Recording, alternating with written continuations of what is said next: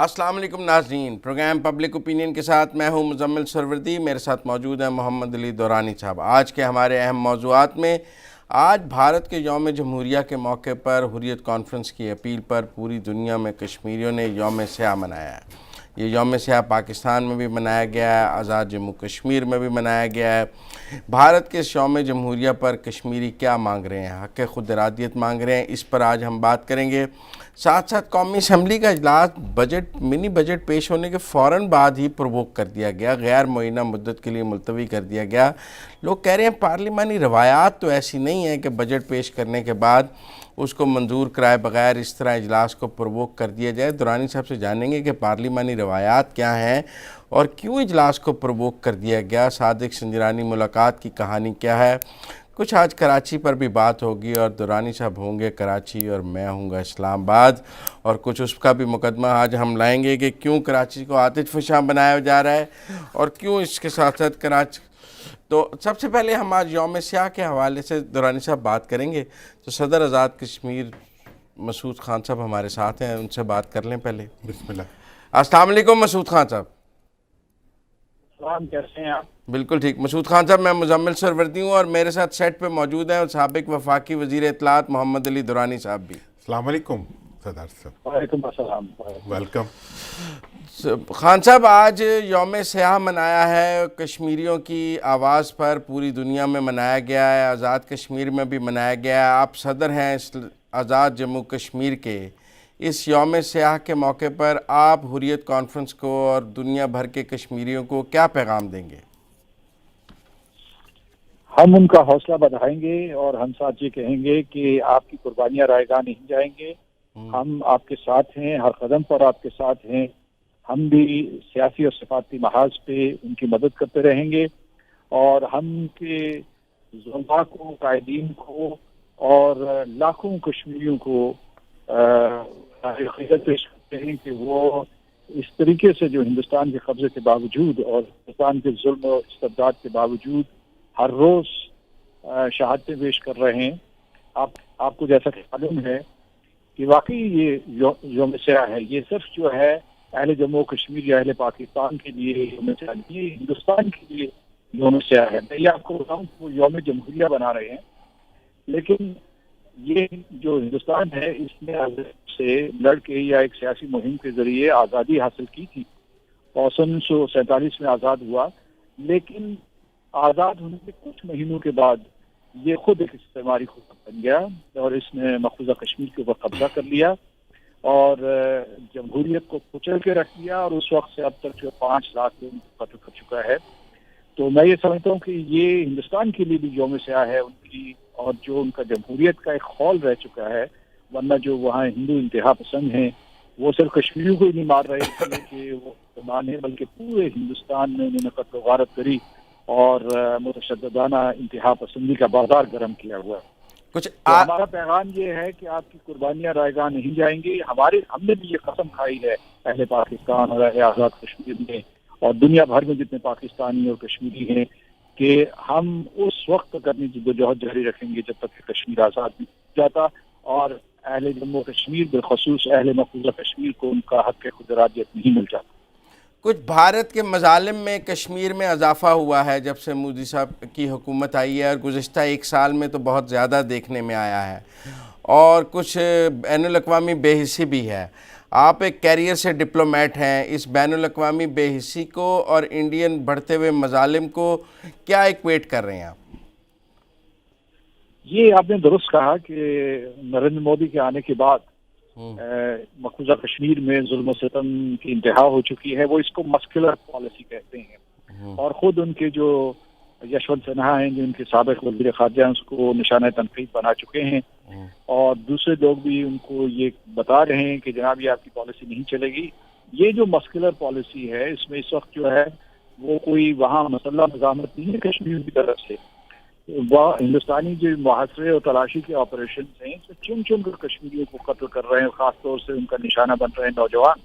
तो दूसरा ये है कि ये पॉलिसी उनकी नहीं चलेगी क्योंकि उनके साथ जो हलीफ जमातें होती थी उनकी पीपल्स हो गए, अब वो वहाँ जेपी का राज कायम करना चाहते हैं।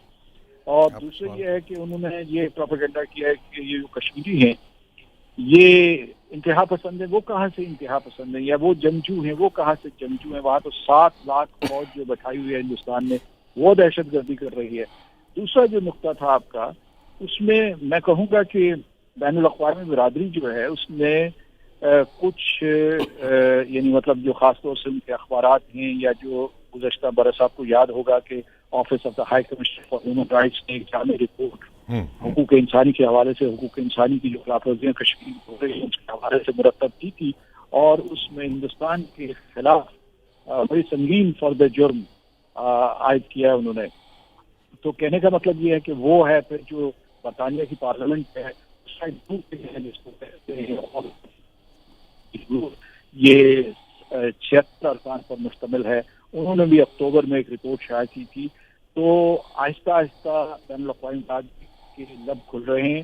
اسی طریقے سے یورپین پارلیمنٹ جو ہے وہ بھی کوشش کر رہی ہے، اور جتنی بین الاقوامی حقوق انسانی کی تنظیمیں ہیں وہ کشمیر کے اوپر جو وہاں مظالم ہو رہے ہیں، پہلت گن سے جو لوگ اندھے ہو رہے ہیں، یا جو دوسرے حقوق انسانی کی خلاف ورزیاں ہو رہی ہیں، یا جو انسانیت کے خلاف جرائم کا ارتکاب ہو رہا ہے، اس کا ریکارڈ تیار کر رہے ہیں اور بین الاقوامی کارروائی پہ زور دے رہے ہیں.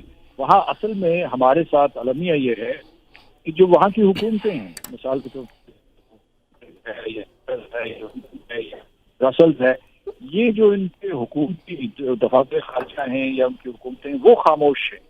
تو ان کی خاموشی توڑنا. سردار صاحب، اس میں میرا یہ، جیسے آپ نے فرمایا کہ ریسنٹ ڈیز میں جو انٹرنیشنل لیول پہ رپورٹس آئی ہیں ان میں پہلی دفعہ اتنا کھل کے کشمیر کے اندر جو بھارتی دہشت گردی ہے اور بنیادی انسانی حقوق کی خلاف ورزی ہے اس کی انڈیکیشنز نظر آئی ہیں. اس ساری ڈیولپمنٹس کے بعد، اور ایسے وقت میں کہ جب کشمیر کی موومنٹ جو ایک ریزسٹنس موومنٹ تھی اب وہ ایک عوامی تحریک میں بدل چکی ہے، آپ یہ محسوس نہیں کرتے کہ اس وقت ہمیں کچھ نئے ایسے انیشیٹو لینے چاہیے کہ جو ہمارے اور کشمیریوں کے سیاسی حدود کے اندر رہتے ہوئے کچھ نئے ایسے انیشیٹو لیے جائیں جن کی وجہ سے کشمیریوں کی جو سیاسی برتری ہے کشمیر کے اندر اس کو اسٹیبلش کیا جا سکے؟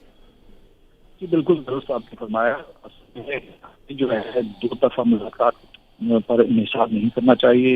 ہندوستان کے ساتھ جو بھی دو طرفہ مذاکرات ہوئے ہیں ماضی میں وہ بے نتیجہ رہے ہیں، اور انہوں نے ان مذاکرات کو ایک ڈھال کے طور پر استعمال کیا تاکہ وہ کشمیر کے اوپر اپنا قبضہ مستقل کر سکے. اصل میں ہمیں کرنا چاہیے، میں ہمیشہ جو مختلف اجتماعات میں کہتا ہوں، اس بات میں دہرانا چاہتا ہوں کہ ہمیں بین الاقوامی برادری کی طرف لوٹ جانا چاہیے. یہ جو رپورٹیں آ رہی ہیں بین الاقوامی برادری کی طرف سے آ رہی ہیں، ان کے اوپر ذمہ داری عائد ہوتی ہے. مثال کے طور پہ گٹیرس ہیں، جو secretary general of the United nation کا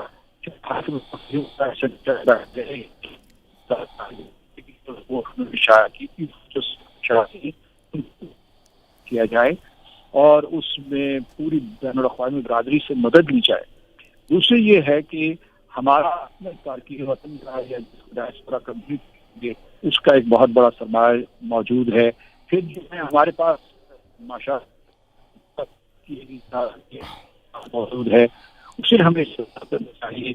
یہ سمجھتا ہوں کہ پاکستان کو اور آزاد کشمیر کو معاشی طور پر مضبوط کرنا چاہیے تاکہ ایوانوں میں کل ہماری بات سنی جائے اور سنا جائے. تو میں سمجھتا ہوں اس قسم کے اقدامات کرنے چاہیے، اور وہ سارے کے سارے جو ہم طریقے اختیار کریں وہ سیاسی اور سفارتی ہیں. صحیح. اس میں سردار صاحب بہت شکریہ. آخر میں آپ سے ایک چھوٹا سا سوال کرنا چاہوں گا کہ کشمیری اپنا سب کچھ لگا رہے ہیں کشمیر کو آزاد کرانے کے لیے اور پاکستان کے جھنڈے لہرا رہے ہیں اس وقت. آپ ان لوگوں کو جو اس وقت سڑکوں پہ اور گلیوں میں اور کشمیر کے ہر مقام پہ پاکستان کا جھنڈا لہرا رہے ہیں، ان کو مختصر کیا پیغام دینا چاہیں گے؟ مختصر چاہتا ہوں کہ تحریک کشمیر اس وجہ سے زندہ ہے کہ کشمیری خون دے رہے ہیں اور شہادتیں پیش کر رہے ہیں، اور پاکستان اپنے موقع پہ ثابت قدم ہے.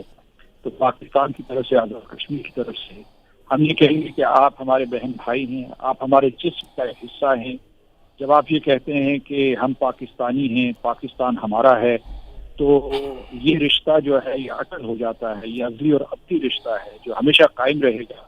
آپ اس وقت بہت مشکل سے گزر رہے ہیں، ہم آپ کو طریقے سے بانٹ نہیں سکتے، لیکن آپ کو یہ یقین دلانا چاہتے ہیں کہ ہم آپ کے ساتھ اس سفارتی جدوجہد میں، اس عوامی تحریک میں شامل ہیں، اور جہاں جہاں آپ کی آواز نہیں پہنچ پاتی وہاں ہم پہنچائیں گے. یہ ہمارے اوپر ایک فریضہ عائد ہوتا ہے. آپ پابند سلاسل ہیں، ہم آزاد ہیں کشمیر میں یا پاکستان میں. تو اس سلسلے میں ہوں کہ ہم آپ کے آنسو نہیں پوچھ سکتے، لیکن دنیا کے ایوان میں ضرور چاہیے. بہت شکریہ سردار صاحب، بہت شکریہ. بہت شکریہ. آپ نے کشمیری عوام کو وہ پیغام دیا جو یقیناً انہیں دیا جانا چاہیے مزمل صاحب. لیکن آپ نہیں سمجھتے، مسعود صاحب سے تو میں نے یہ بات نہیں کی، وہ صدر ہیں، ان کی ایک آئینی حیثیت بھی تھی. کسی نئے نیریٹو کی کشمیر پہ اب ضرورت نہیں ہے. دیکھیں بات بہت پرانی ہو گئی. کچھ کہتے ہیں بیک برنر پہ رکھ دیا جائے، کچھ کہتے ہیں بھارت سے پہلے ہم نے کرتارپور کھول لیا، پھر اور بات کر لی. آپ نے نیو انیشیٹوز کی بات کی، میں نیو نیریٹو کی بات نہ کی جائے. دیکھیں جناب، بات یہ ہے کہ کشمیری اس وقت 3 مراحل سے گزرے ہیں. سب سے پہلا مرحلہ تھا کہ انہوں نے ہندوستان سے آزادی کا مطالبہ، پہلے وہ ایک سمر کرتا تھا، وہاں موجود تھا، اس کو ایکسٹرنل انسٹیگیشن کی ضرورت ہوتی تھی. وہ 80s میں اور لیٹ 80s میں وہ تحریک جو تھی وہ ایک ریزسٹنس کی تحریک میں بدلی، اور ہم نے خود اس کو وٹنس کیا. پھر وہ ریزسٹنس کی تحریک قربانیوں کے راستے سے گزرتی ہوئی اب ایک سیاسی تحریک بن چکی ہے. اور سیاسی تحریک ایسی ہے جس میں سواد اعظم اکثریت کشمیریوں کی بھارت کے ساتھ رہنے کے خلاف سڑکوں پہ نکل آئی ہے. اس حد تک نکل آئی ہے کہ کشمیری جو منتخب وہاں کی حکومت بنتی تھی، اب اس کے لیے بھی چلنا ممکن نہیں رہا. کیا ہوا؟ راج لگاتے ہیں وہ وہاں پہ، وہ بھی خود ان کو بار بار جو ہے وہ اور پورے بھارت کی جتنی ہیومن رائٹس کی اور جتنی سوچنے والی وہاں کے تھنک ٹینکس ہیں، وہ یہ کہہ رہے ہیں کہ کشمیریوں کو موجودہ طریقے کے ساتھ آپ اپنے ساتھ نہیں رکھ سکتے دبا کے. اور ایسی صورتحال میں میں سمجھتا ہوں کہ ہمیں یقینی طور پر ایک نیو پولیٹیکل نیریٹو کی ضرورت ہے. کشمیر پہ ہمیں اس نیریٹو کی ضرورت ہے کہ کشمیر جو ہے اس کے عوام کو جمہوری حق سے محروم کیا گیا، ان کو انسانی آپ کیا کہہ رہے ہیں؟ جمہوری حق سے محروم کیا گیا یوم میں یہ کہہ رہا ہوں کہ وہاں جتنے بھی انتخابات ہوتے ہیں وہ دھاندلی کی بنیاد پہ ہوتے ہیں، نمبر 1. نمبر 2 یہ کہ وہاں پر پرپیچول 70 سال سے مارشل لاء لگا ہوا ہے. کشمیر کے اندر جو اس وقت ایمرجنسی لگی ہے نا، دیکھیں جہاں 7 لاکھ فورسز جو ہیں وہ ڈپلائیڈ ہوں کسی علاقے کے اندر، فوجی اور پیراملٹری فورسز، تو وہ وہاں پہ جمہوریت نہیں ہوتی وہاں پہ اس وقت. اور وہ بیرکوں میں نہیں ہیں، وہ سڑکوں پہ ہیں. کشمیر کے اندر بھارت نے پرپیچول مارشل لاء لگایا ہوا ہے، اور میں یہ سمجھتا ہوں کہ مارشل لاء کے اندر کشمیر میں کسی قسم کا الیکشنئرنگ کا پروسیس جو ہے وہ فیئر اینڈ فری نہیں ہونے دیتی وہ فورسز جو وہاں ڈپلائیڈ ہیں. لہٰذا ایک نیریٹو آنا چاہیے کہ کشمیر کے اندر بھارت نے مارشل لاء لگایا ہوا ہے، کشمیریوں کو اپنی مقامی حکومتیں بنانے کا حق بھی وہ نہیں دے رہا. فوجوں کو نکال کے وہاں کے کشمیریوں کو پہلی یہ ہماری ڈیمانڈ ہونی چاہیے کہ انہیں اپنی مقامی حکومتیں بنانے کا حق دیا جائے. جس دن وہ بنے گی، دودھ کا دودھ اور پانی کا پانی ہو جائے گا. جس دن وہاں کوئی بھی منتخب ادارہ فوج کی مداخلت کے بغیر، بھارتی دہشت گردی کے بغیر بنے گا، اس دن کشمیر کے عوام جو ہیں وہ آزادی کے پرچے پر ٹھپا لگا دیں گے. اس لیے میں یہ سمجھتا ہوں کہ پاکستان کے تھنک ٹینکس دیکھیں سردار صاحب نے جو بات کی وہ بنیادی وہ بات ہے جو آج تک آپ کی پالیسی ہے کہ ہم اخلاقی اور سیاسی مدد جو ہے وہ ان کے لیے جاری رکھیں گے. اب انہیں اخلاقی اور سیاسی اور بنیادی انسانی حقوق کی مدد کے ساتھ ساتھ اب انہیں آپ کی سیاسی مدد کی بھی ضرورت ہے. سیاسی مدد کے علاوہ آپ کو ان کو اپنی جدوجہد آگے بڑھانے کے لیے ہم تو پروگرام کر رہے ہیں پر سپورٹ کی ہم تو پروگرام کر رہے ہیں اس کے پہ آپ اتنی بات کر رہے ہیں. سرکاری سطح پر یوم سیاہ پہ کوئی بیان نہیں آیا. آج میں بتا حکومت پاکستان کی طرف سے کشمیریوں کی ڈیمانڈ تھی کہ ہم نے صدر آزاد کشمیر سے بھی بات کی ہے. سرکاری طور پہ ہم کرتارپور کھول رہے ہیں, یوم سیاہ نہیں منا رہے. دیکھیں سرکاری طور پر آپ نہیں منا رہے تو غلطی کر رہے ہیں, آپ کو منانا چاہیے تھا. آج اس کے لیے کشمیریوں کے ساتھ پورے پاکستان کے اندر اظہار یکجہتی ہونا چاہیے تھا. لیکن چلے 5 فروری بھی آ رہا ہے, 5 فروری بھی ہم یوم کشمیر کے طور پہ مناتے ہیں.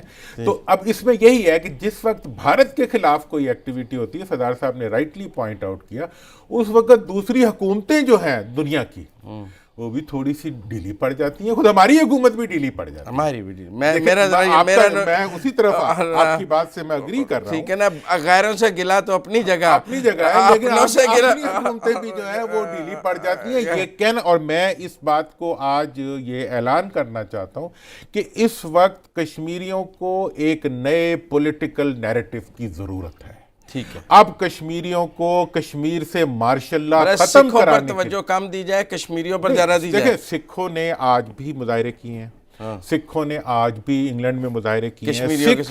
سکھ جو ہیں وہ اگر آپ کے ساتھ یکجہتی کا مظاہرہ کر رہے ہیں تو سکھ خود ایک مظلوم قوم ہے, ان کے ساتھ کیا کچھ نہیں ہوا. لیکن ہمیں کشمیریوں کے لیے بھی بات کریں. ہاں, ہمیں جو سکھ برادری ہے, سکھ برادری کا اس وقت کا جو ڈسگسٹ ہے انڈین جسے کہتے ہیں مذہبی انتہا پسند حکومتی مشینری سے, ہمیں اس کو ضرور استعمال کرنا چاہیے کشمیر کے حق میں. اگلے ٹاپک پہ آ جائیں.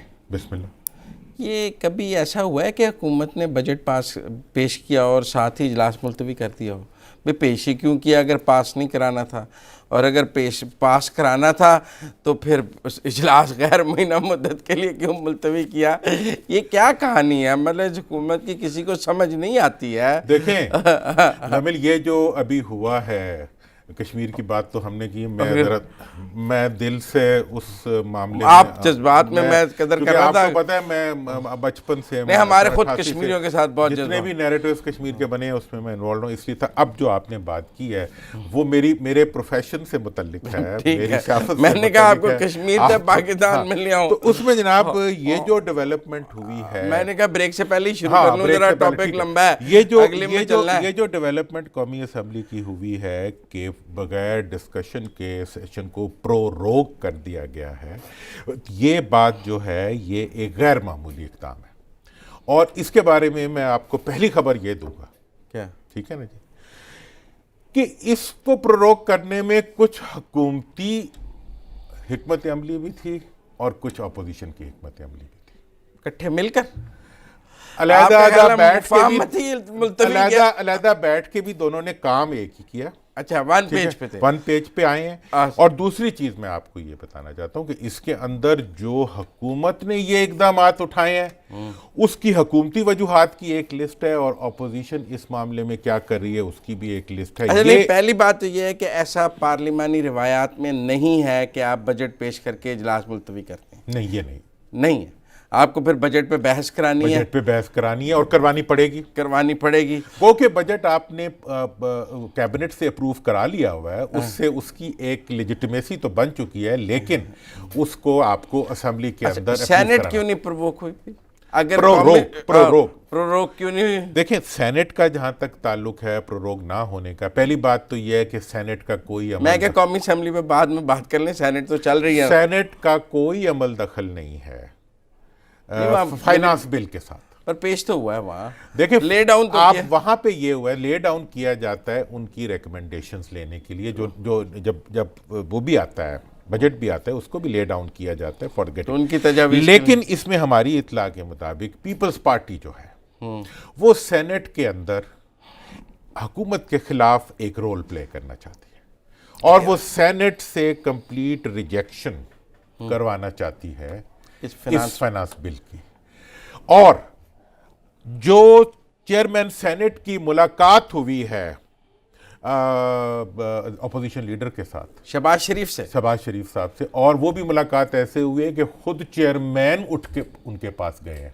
حالانکہ پروٹوکول میں تو ہاں یہ جو ایک ڈیولپمنٹ ہے یہ ڈیولپمنٹ ایسی ہے جس کے پیچھے بریک بہت لے لو. ناظرین واپس آتے ہیں تو درانی صاحب تو یہ صادق سنجرانی اور شہباز شریف کی ملاقات سے ہی گفتگو شروع کریں گے کہ کیوں صادق سنجرانی چل کر شہباز شریف کے پاس چلے گئے. پروٹوکول میں تو انہیں ادھر آنا چاہیے تھا. تو یہ بات جاری رکھیں گے پھر قومی اسمبلی پہ، لیکن بریک کے بعد.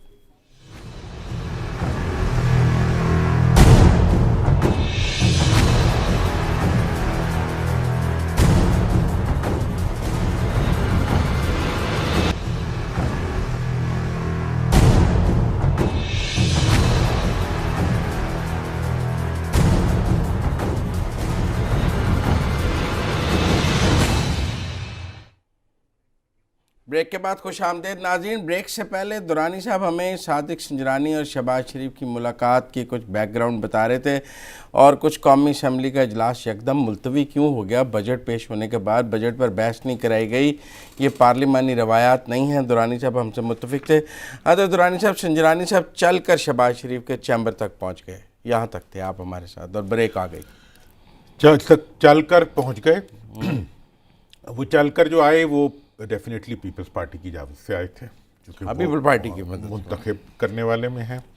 اور ملاقات میں انہوں نے اپوزیشن لیڈر سے ہیٹ ٹیمپریچر کنٹرول پہ ڈسکشن کی کہ کتنا ٹیمپریچر بڑھایا جائے اور کتنا سینٹ کے اندر نہ بڑھایا جائے. چونکہ سینٹ کو پروروگ کرنے کی حکومت کی خواہش جو ہے اس پر ابھی تک عمل درآمد نہیں ہوا. اگر انہوں نے قومی اسمبلی کروائی ہے تو وہ سینٹ بھی کرانا، لیکن سینٹ میں اس سلسلے میں انہیں تعاون نہیں ملا. اب میں یہ سمجھتا ہوں اس ساری سچویشن میں کہ اس وقت سینٹ جو ہے وہ اپوزیشن کی جو خواہشات ہیں ان کے مطابق چل رہا ہے، اور بلکہ پیپلز پارٹی کی خواہشات کا عمل دخل اس کے اندر زیادہ ہے. اور پیپلز پارٹی اس وقت ٹیمپریچر کو بڑھانا چاہتی ہے. لیکن ایٹ دا سیم ٹائم میں پھر بھی ایک ہٹتی ہوئی بات کروں گا. ابھی آپ جو باقی لیڈروں نے باتیں کی ہیں اس سے تو ٹیمپریچر بہت بڑھا ہے، لیکن میرا ابھی بھی خیال ہے کہ پی ایم ایل این جو ہے وہ ٹیمپریچر کو ایک حد سے آگے نہیں بڑھنے دینا چاہتی. اچھا، ہاں، آپ کا خیال ہے شہباز شریف نے سنجرانی کو کہا ہے کہ بوائلنگ پوائنٹ پہ نہیں جانا، نیچے ہلکا ہلکی آنچ پہ رکھیں، گرمی بڑھائیں، ہلکی آنچ پہ، لیکن جو ہے وہ ابھی آگے نہ بڑھائیں. اور اسی کے ساتھ ساتھ میں بتانا چاہوں گا آپ کو کہ میاں نواز شریف صاحب جو ہیں ان کے سوچ اور اب تک جو ان کی ڈسکشنز رہی تھیں سیف پیسج کے بارے میں، اس میں بھی کچھ تغیرات پیدا ہو رہے ہیں جو ان کی روایت ہے. میں پہلے بھی بتایا، اس پہ پھر ہم بعد میں بات کریں گے. آپ نے کہا کہ حکومت اور اپوزیشن دونوں ہی اجلاس کو ملتوی کرانا چاہتے تھے. حکومت کیوں کرانا چاہتی تھی؟ آپ ایسے کریں، دونوں کے بیانات سن لیں پہلے حکومت والوں نے کیا کہا اور اپوزیشن والوں نے کیا کہا. چلیں جی، پہلے حکومت سنتے ہیں. وہ نعیم الحق کے بیانوں کا بڑا ذکر، اس کا بھی اور وہ سارا، اور میرے استاد شیخ صاحب کا بھی بڑا بیان ہے. ذرا پھر اس کا جواب دیا شاہد خاقان صاحب نے. تو ذرا نعیم الحق صاحب کا سنائے نا کہ انہوں نے کیا کہا قومی اسمبلی میں جب پرائم منسٹر سے. آرڈر کو واپس لے لینا چاہیے. اس شخص نے اگر اسی بدتمیزی کا اور اسی غیر سنجیدہ حرکات اس نے کی تو یہ جو مجرم ہے اس پر نیب نے الزامات لگائے ہیں، یہ جو جیل میں ہے، کیا جواز ہے اس کا قومی اسمبلی میں آنے کا؟ آپ مجھے بتائیں. اور ان کے جتنے بھی چمچے جو پیچھے سے وزیر اعظم کو برا بھلا کہہ رہے تھے، میں سمجھتا ہوں ان سب کے سب یہ ہماری قوم کے لیے باعث شرم ہے کہ ایسے لوگ قومی اسمبلی میں بیٹھے ہیں. نعیم الحق صاحب نے تو کہا پروڈکشن آرڈر بھی، اور انہوں نے کہا یہ ایم این ایز بھی نہیں آنے چاہیے. انہوں نے کہا واضح اعلان تھا کہ ختم کریں، یہ قومی اسمبلی نہیں چاہیے. خاقان صاحب نے کیا کہا؟ خاقان صاحب کو بھی سن لیتے ہیں انہوں نے کیا کہا. ذرا شاہد خاقان صاحب نے کیا کہا وہ بھی سن لیں. ایک شخص ہیں نعیم الحق صاحب، انہوں نے 3 ٹویٹ کیے اور اس میں لیڈرز اپوزیشن کو دھمکی دی اور کہا کہ آپ جیلوں میں سڑنا چاہتے ہیں، آپ کہ میں پروڈکشن آرڈر بند کرا دوں گا، آپ کو میں اسمبلی میں نہیں آنے دوں گا. آج حکومت دھمکیاں دے رہی ہے پارلیمنٹ کو، قومی اسمبلی کے ممبران کو، لیڈرز اپوزیشن کو. تو میں یہ ان کو بتانا چاہتا ہوں کہ اگر لیڈر دا اپوزیشن اسمبلی میں نہیں آئے گا تو پھر انشاءاللہ لیڈر دا ہاؤس بھی اسمبلی میں نہیں آئے گا. اب یہ دیکھیں کہ اس کے بعد ایک شیخ صاحب نے بھی بیان دیا، وہ میں تھوڑی دیر بعد آپ سے ریکویسٹ کروں گا.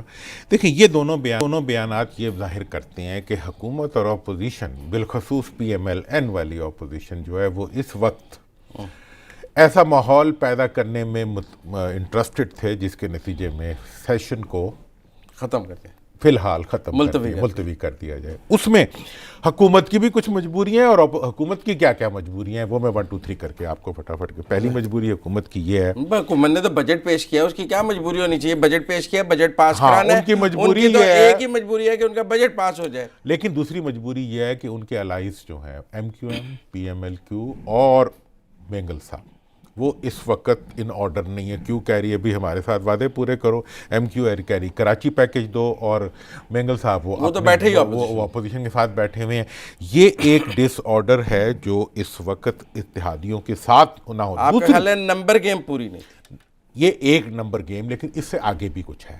دوسرا جو حکومت کے لیے مسئلہ ہے وہ یہ ہے کہ اس کے اپنے جو MNAs ہیں اور ممبران اسمبلی ہیں وہ کہہ رہے ہیں جی ہمیں ڈیولپمنٹ پیکج دو. وہ کہتے ہیں بھی ڈیولپمنٹ پیکج تو ہماری پالیسی نہیں ہے. ہاں وہ کہتے ہیں جی پھر ہم اگلا الیکشن کس طرح جیتیں گے؟ حلقوں میں نہیں جانا, چھتر پڑیں گے. وہ یہ کہتے ہیں. ٹھیک ہے جی, اب یہ ان کا مسئلہ ہو گیا. لیکن حکومت بھی تو تبدیلی کے لیے آئی ہے. خان صاحب کی اپنی بھی کنوکشنز ہیں, ان کو انڈر ایسٹیمیٹ نہ کریں آپ. میں ان کو بھی انڈر ایسٹیمیٹ نہیں کر رہا. نہیں, وہ پریشر میں دیکھیں خان صاحب کا پریشر میں لڑنے کی اہلیت جو ہے وہ اپنی جگہ ایک حقیقت ہے. تیسری بات یہ ہے کہ جو بل اس وقت پیش کیا گیا ہوا ہے اس میں بھی کسی حد تک تبدیلیوں کی ہو سکتا ہے ضرورت حکومت کو پڑ رہی ہو, جس کو اس کے اوپر انہیں ہوم ورک کی ضرورت ہے. چوتھا فیکٹر یہ ہے کہ اس دفعہ پروڈکشن آرڈرز جاری کیے گئے تھے کس کے؟ سعد رفیق کے اور ان کے. شیخ صاحب نے اس سلسلے میں کیا کہا ہے وہ 1 منٹ میں. شیخ صاحب نے کیا کہا جی؟ شیخ صاحب کیا کہتے ہیں جی؟ ذرا پروڈکشن آرڈر کہ پروڈکشن آرڈر جاری کرنا زیادتی ہے. تو ہم نے کیا گناہ کیا تھا قوم بتائے؟ ہم تو کلاشنکوف جیسے نہ دہندہ ہمارے صوفوں سے جب ہم جیل میں نکلی قیدوں میں ہم نے 7 سال گزارے اور 3.5 سال تک ہمارے پروڈکشن آرڈر نہیں ہو, اس لیے کہ ہم عام آدمی تھے اور یہ خاص نسل ہے, یہ خاص ریس ہے. شیخ صاحب کی اس بات کو آپ ٹیمپریچر بڑھانے کا ذمہ دار کہیں گے, کچھ بھی کہیں, یہ ہے حقیقت کہ ان کے 3.5 سال نہیں جاری ہوئے تھے. ٹھیک ہے نا جی. اور پیپل پارٹی کا دور حکومت تھا. تو اس کو آپ گریس آف موجودہ گورنمنٹ کہیں کہ اس نے سب کے جاری کر دیے. ٹھیک ہے, بجٹ کے اندر فائنانس بل جب مین آ رہا ہوتا ہے اس میں کچھ کمپلشنز ہو سکتی ہیں, لیکن بہرحال پھر بھی یہ ڈسکریشن ہے جس ڈسکریشن کو حکومت نے اپوزیشن کے حق میں استعمال کیا اور ماحول کو ٹھیک کرنے کے لیے استعمال کیا ہے. لیکن تو کہتے ہیں حکومت دودھ دیتی ہے مہنگنے ڈال کے. لیکن اب وہ یہ چاہیں گے کہ اس ایشو کو بھی ری وزٹ کیا جائے. اچھا, اگلے الیکشن کو اگلا اجلاس بلانے سے پہلے وہ اس چیز کو ری وزٹ کرنا چاہیں گے, پروڈکشن پالیسی کو. اچھا, اب یہ وہ سارے عوامل ہیں جن کو اپوزیشن حکومت لے کے چل رہی ہے. اور مجھے بریک لینی ہے, میں ذرا لوگوں کے لیے سادہ زبان میں, ایک آپ کہہ رہے ہیں کہ اتحادی ناراض تھے, اپنے ارکان ناراض تھے اور ری وزٹ کرنا ہے پروڈکشن آرڈر, تو لہٰذا اس کا حل یہ نکالا کہ ذرا تھوڑے دنوں کے لیے ملتوی کرتے ہیں. اور اپوزیشن نے, نون نے اس معاملے میں ان سے کوآپریٹ بھی کیا ہے, کیونکہ نون کا سارا معاملہ جو ہے وہ بھی اب ری وزٹ ہو رہا ہے. اس پہ ہم بریک کے بتائیں. ناظرین آپ ہمارے ساتھ رہیے, ملتے ہیں بریک کے بعد.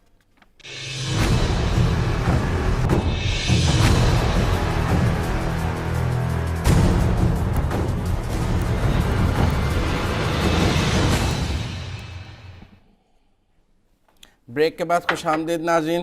آپ نے وہ حکومت کے تو بتا دی مجبوریاں کہ کیوں اجلاس, تو اپوزیشن کی بتا دیں, پھر آگے ہم کراچی پہ بھی بات. دیکھیں, میں نے اپوزیشن کی آپ کو ساری بتا دی کہ اپوزیشن جو ہے وہ اس وقت ایک پارٹی ٹیمپریچر بڑھانا چاہتی ہے, ایک ٹیمپریچر کو کم کرنا چاہتی ہے. لیکن میں نے کراچی جانا ہے اور میں کراچی کے بارے میں ہوں جذباتی. اس کے بارے میں ایک بات کہہ کے بات ختم کروں گا کہ یہ سرکاری اور عوام کے خرچے کے اوپر اپنی ذاتی مفادات کی سیاست ہو رہی ہے, چھوٹی چھوٹی. تو بجٹ تو پاس کرا دیں. بجٹ تو پاس ہو گیا تو تب کون سا میری زندگی میں فرق آ جائے گا یا لاہور یا کراچی والوں کی زندگی میں؟ بجٹ بھی ہو گیا تب بھی انہی کا فائدہ. وہ کہتے ہیں سر بھی ان کا, جوتی بھی ان کی, وہ ہمارا سر بھی ہمارا اور جوتی بھی ہماری ہے. اس لیے وہ ایک آپ چھوڑ دیں. لیکن ایک بات میں ضرور کہوں گا کہ جو نئی ڈیولپمنٹ ہو رہی ہے, میاں صاحب پھر मुकरना शुरू हो रहे हैं, पीछे हट रहे हैं अपने। चलो कल गल कर वो कल करें। कराची पे बात करना चाहते हैं। वो आज उन्होंने कहा सईद गनी साहब ने कि मैंने मजीद घर नहीं गिराने, चाहे सुप्रीम कोर्ट कहे भी मैं वजारत छोड़ दूंगा, मजीद घर नहीं गिराऊंगा। मुज़म्मिल साहब, कराची एक जज्बाती मामला है। अच्छा, मैं चाहूँगा कि मुझे आप कराची समझें, मैं इस्लामाबाद, और आप इस्लामाबाद बन जाए। ठीक है, एक दफ़ा दूध का दूध पानी का पानी तो कर दें करें कि आप चाहते क्या हैं हमारे साथ। हम पूरे मुल्क में तजावजात के खिलाफ मुहिम चल रही है, लाहौर में, मैं ये इस्लामाबाद पूछ रहा हूं कि में, अगर कराची में देखें, मुझे एक दिन कराची में तजावजात हटे नहीं, इसमें तो आप सियासी मसला है। तेज बोल के कराची वालों को दबा नहीं सकते। मैं कराची हूँ ना, मैं तेज ज्यादा बोल सकता हूँ, इसलिए मेरी बात सुननी पड़ेगी। चलें, आप पहले चलें। बात इतनी सी है कि इस्लामाबाद में तजावजात हुई ग्रैंड हाइट की, जमीन कहते हैं सही बिकी, तामीर गलत हुई। ठीक है, इस्लामाबाद का बुनियादी जो ब्लूप्रिंट है वो ऑल्टर हुआ, वो वहीं खड़ी हैं इमारतें। गिर रही हैं तो कराची की झुग्गियां गिर रही हैं, गिर रही हैं तो कराची के गरीबों के घर गिर रहे हैं। उसका जुर्माना हुआ है, उसको रेगुलराइज किया। जी, उसका जुर्माना हुआ तो मालदार आप हो तो जुर्माना हो जाएगा, मैं गरीब हूं तो मेरे पे बुलडोजर चल जाएगा, मेरा पानी बिक जाएगा, मुझे पानी नहीं मिलेगा, मेरा सीवरेज नहीं बनेगा, मुझे सीवरेज नहीं मिलेगा, मेरा गंद नहीं उठेगा क्योंकि मैं गरीब हूं, मेरे इलाके के अंदर ट्रांसपोर्ट नहीं चलेगी कि मैं गरीब हूं, मुझे सीवेज की फैसिलिटी नहीं मिलेगी कि मैं गरीब हूं। मैं कराची में रहता हूं, मेरा कसूर यह है कि मैं 60% रेवेन्यू इस मुल्क के अवाम को और इस मुल्क की तरक्की को देता हूं, यह मेरा कसूर है। कभी मेरे पे एक दहशतगर्दी नाफिज हो जाती है, कभी मेरे पे दूसरी दहशतगर्दी नाफिज हो जाती है, मैं जाऊं तो जाऊं कहां? नहीं, मुझे देखें, मेरी तजावजात आप गिरा दें, पूरा कराची गिरा दें। गवर्नेंस का जिम्मेदार इस्लामाबाद है। देखिए, मेरी बैड गवर्नेंस का जिम्मेदार बिल्कुल इस्लामाबाद है, क्योंकि जो मेरे पे बैड गवर्नेंस कर रहा होता है वो इस्लामाबाद में हिस्सेदार होता है हुकूमत के अंदर। मुझे ये गरज नहीं है कि ये पार्टी है या ये पार्टी है, मैं एक कराची का शहरी हूं। उस शहरी होने के नाते मेरा ये सवाल है कि बर्फ गिरती है तो बेचारे कराची वालों पर, अगर कोई भी जुल्म होना होता है तो वो, अगर टारगेट किलिंग होती है तो एक भी मार रहा होता है, वो अगर कराची वाला है तो दूसरा जो मर रहा होता है वो भी तो कराची वाला है। कराची को लॉ एंड ऑर्डर देना किसकी जिम्मेदारी है? कराची की तरक्की को मॉनिटर करना किसकी? आप आज जो है मरकजी हुकूमत कहती है कि हम पैकेज दे रहे हैं, कल पैकेज मिल रहा है, पैकेज मिले ना मिले, कुछ लोगों को वजारतें मिल जाएंगी। कराची को वजारतें देने से कराची के मसले हल नहीं होते, कराची की किसी पार्टी को हुकूमत में ले लेने से कराची के मसले हल नहीं होते। कराची के रेजिडेंशियल एरियाज में 40-40 मंजिला प्लाजे खड़े कर देने से आप मुझे ये समझा रहे हैं कि सर्कुलर रेलवे पे जो लोग काबज के ट्रैक पे जो लोग काबज हैं उन्हें भी रेगुलराइज करके सर्कुलर रेलवे को क्रैप कर लिया जाए। आप ये कह रहे हैं कि जो सरकारी जमीन पर लोग बैठे रहे हैं उनको बैठे रहने दिया जाए और उन सबको रेगुलराइज कर दिया जाए। आप मुझे मैंने मजलूम की बात सुने, मजलूम आप बात सुने। आप ये चाह रहे हैं कि कल जो सियासी आशीर्वाद से गलत काम हुए हैं उन्हें आज ठीक करने के लिए अगर कोई कदम उठाया जाए तो उस कानून का जो वो रास्ता है उसको अब मेरी सुन लें जनाब, मैंने एक गलत जगह पे अपना घर बनाया, सही जगह से मेरा मीटर लगा, सही जगह पे मैंने टैक्स दिया, सही जगह पे मुझे पानी का कनेक्शन जारी हुआ, सारे हुकूमती महकमों ने उस कब्जा ग्रुप की साथ दिया जिस कब्जा ग्रुप ने मेरे पे उस मकान को बेचा, जिस कब्जा ग्रुप ने मेरे पे उस दुकान को बेचा, आपने उस पे टैक्स वसूल किया, जिस कब्जा ग्रुप ने मुझे किसी माशी एक्टिविटी में इन्वॉल्व किया उस कब्जा ग्रुप ने मेरे से टैक्स लेके हुकूमत को जमा कराया। जब मैंने सब कुछ हुकूमत के महकमों की मंजूरी के बाद किया, उसके बाद अगर आप मुझे वहां से हटाना चाहते हैं, इतनी डिसेंसी तो आप में होनी चाहिए कि मुझे कोई मुतबादिल तो दे दो, कमजोर मुझे कोई सर छुपाने की जगह तो लाहौर में जो चले अब लाहौर में जो तजावजात उठी हैं, ये कनेक्शन तो वहां भी लगे हुए थे, वो भी तो गिराएंगे। मुझे ये गरज नहीं है, अगर लाहौर में ज्यादती होती है मैं कहूंगा ज्यादती है, लेकिन ग्रैंड हाइट खड़ी रहेगी तो वो एक खंजर है। جو کراچی کے ہر مظلوم کے دل میں کھپا ہوا ہے کہ 60% اکانومی دینے والے جو ہیں ان کے گھر گر رہے ہیں اور کراچی کے بڑے بڑے جو تاج محل ہے وہ بہت شکریہ درانی، آپ نے کچھ کراچی کا مقدمہ بھی درانی صاحب سے سن لیا، کچھ کشمیر پر بھی جذباتی، کچھ کراچی پر بھی جذباتی تھے آج درانی صاحب۔